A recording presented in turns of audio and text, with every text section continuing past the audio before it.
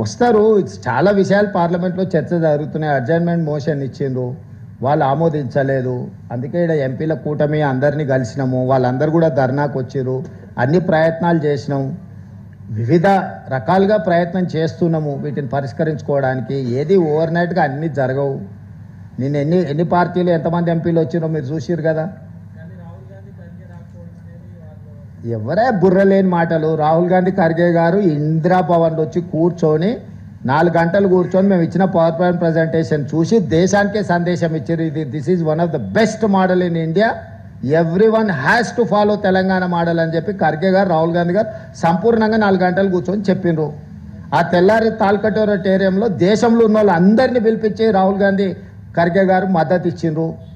ఇది ఒక process, continuous process. ప్రతిరోజు ఈయన రాలేదు, అసలు పార్లమెంట్కి రాని ప్రధానమంత్రి గురించి వాళ్ళు ఏం మాట్లాడారు, పెండింగ్ ఉన్న బిల్లుల గురించి ఏం మాట్లాడారు. రోజు వీళ్ళు ఏం పనిచేయాలో వాళ్ళే చెప్తారా. సిబు సోరెన్ గారు చనిపోయిన ఆ కుటుంబాన్ని పరామర్శించడానికి రాహుల్ గాంధీ పోయింది. అక్కడ నుంచి కోర్టులో కేసు పెట్టారు, తప్పుడు కేసు పెట్టిండు కాబట్టి లా అబైడింగ్ సిటిజన్గా కోర్టుకు అటెండ్ చేసిండు రాహుల్ గాంధీ. ఇంత కూడా జ్ఞానం లేకుండా అజ్ఞానులాగా మాట్లాడితే మనం ఏం చేస్తాం, జాలిపడడం తప్ప. అర్థం పర్థం లేని ఆరోపణలు, ఆయన లేడు ఈయన లేడు, వాళ్ళు ఎవరు లేరు. మీకేం రోగం వచ్చింది, మీకు ఏమైనా పెద్ద రోగం వచ్చిందా, మీరు చేయొచ్చు కదా. అడుగుతున్నది మిమ్మల్ని కదా. ఇప్పుడు బీజేపీ వాళ్ళకు ఏమైనా పెద్ద రోగం వచ్చిందా, ఎందుకు చేస్తలేరు.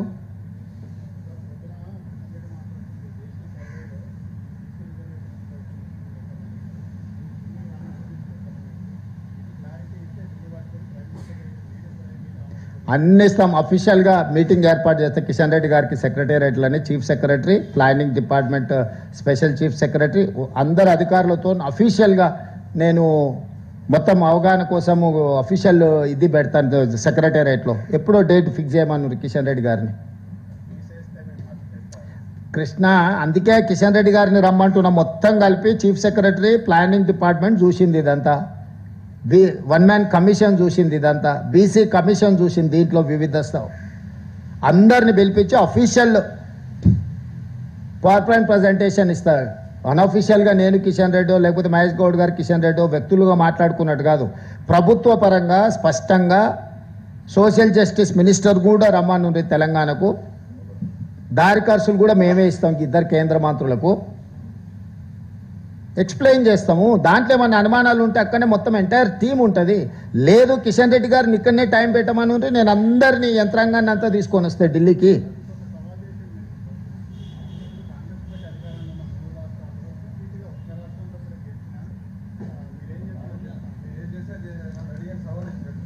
ఇప్పుడు మనం ఏం అడుగుతున్నామో ఆయన ఏం మాట్లాడుతుండు. 2004 నుంచి 2014 రాష్ట్రంలో కేంద్రంలో రిపీట్ చేసిందా లేదా కాంగ్రెస్ పార్టీ? ఏం మాట్లాడుతుండ ఆయన? ఉమ్మడి ఆంధ్రప్రదేశ్లో భారతదేశంలో 2004, 2009 రిపీటెడ్గా 2 సార్లు కాంగ్రెస్ పార్టీ గెలిచి చూపించింది. అర్థం లేని వాదనలు అంత కోరుకుంటే 29 ఎట్లాగో తెలంగాణ గెలుస్తా కదా, అప్పుడు చూపిస్తా. కేంద్రంలో గెలుస్తాం కదా, అప్పుడు చూపిస్తా రాష్ట్రంలో కేంద్రంలో ఎట్లా గెలుస్తామో.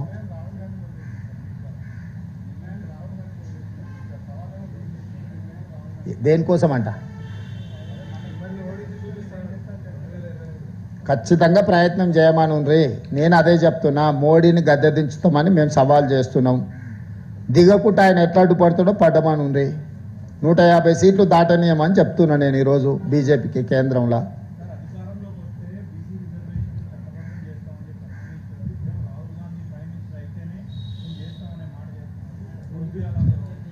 అయ్యా, అధికారంలోకి వచ్చిన తర్వాత చేయాల్సిన ప్రక్రియలు చేసిన తర్వాత వారు నియమించిన గవర్నర్ గారు ఆ బిల్లులను ఆమోదించకుండా రాష్ట్రపతి ఆమోదం కోసం పంపించిండు. వారు నియమించిన గవర్నర్ గారు రాష్ట్రపతి ఆమోదం కోసం పంపించిండు కాబట్టి ఇవన్నీ చర్చలు. మేము చట్టం చేసిన తర్వాత గవర్నర్ గారు ఆమోదిస్తే చర్చలకే తావులేదు. ఈ చర్చలన్నీ కూడా అర్థం పర్థం లేని చర్చలు. కిషన్ రెడ్డి గారు చేస్తున్న వాదన పసలేని వాదన, పైసకు పనికిరాని వాదన. ఇక నేను అదే చెప్తున్నా కదా, ఎవరిది డ్రామానో ఎవరిది నిజమో తెలంగాణకు వస్తే తెలుస్తుంది. ఇక్కడ ఢిల్లీలో కూర్చొని మాట్లాడితే ఏం తెలుస్తుంది?